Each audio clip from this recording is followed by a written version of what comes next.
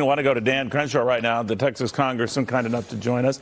He has his own ideas and worries about what's happening at the border. This one might need to involve the U.S. military. Congressman, good to see you.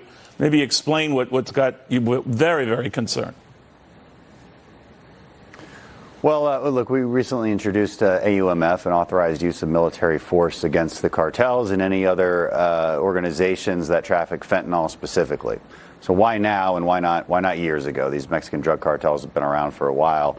But the difference now is fentanyl. This is not a drug problem. This is not a war on drug problem. This is a poisoning problem. And they're killing about 80,000 Americans a year. And the Mexican government does very little to thwart this. And I think there should be bipartisan efforts in Congress to pass an authorized use of military force to deal with them. If anything, that simply gives our president more leverage when trying to get the Mexican government to do its job. And that's its job on thwarting immigration, which the cartels also control, and thwarting fentanyl coming north across our border and killing American citizens. You know, these people are a lot more like ISIS than they are the mafia.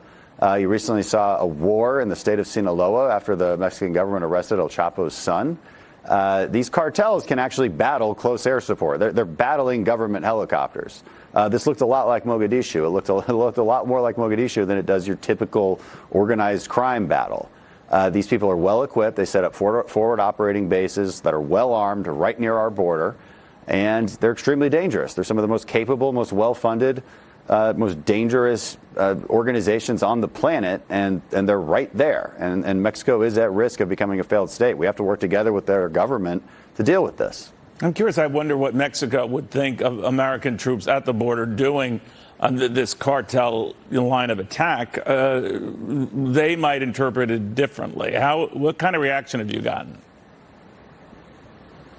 Well, look, we've always had trouble getting the Mexican government to work with us. And you compare it to a country like Colombia.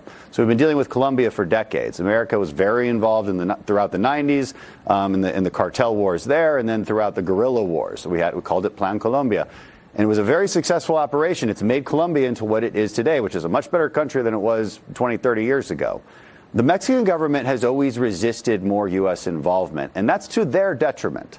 And so we are at a point now where their resistance is not only hurting them, it's killing our citizens. And that's when we have to say enough is enough. You're going to cooperate with us. We have an AUMF here that we've given the president military authority now. And so you better work with us, because we don't want to do this without you, but we will. What have you heard from your colleagues, and have you had any reaction from the White House?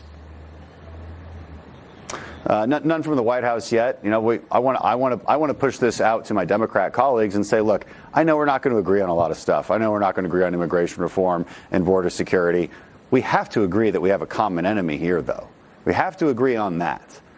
So I hope Democrats will sign on, and I hope the White House will take notice. I hope the White House will see this for what it is. It's giving the president more leverage to deal with our southern neighbor. That's what it is. And leverage is needed. It can't just be all carrots. Yeah. You got to have a stick, too, when you're dealing with other countries, even our allies. And so this should be bipartisan. I've gotten good reactions. I'm getting more and more co-sponsors on the Republican side, of course, to be expected. But I really want Democrats to get on this. There's no trickery here. There's no political trickery here. This needs to be bipartisan. Real quickly, while I have you, there's debt negotiations. There are no negotiations, but it was pretty clear from the White House they don't want to attach any spending requirements to raising the debt ceiling. So it looks like this is going to drag on a while. What do you think?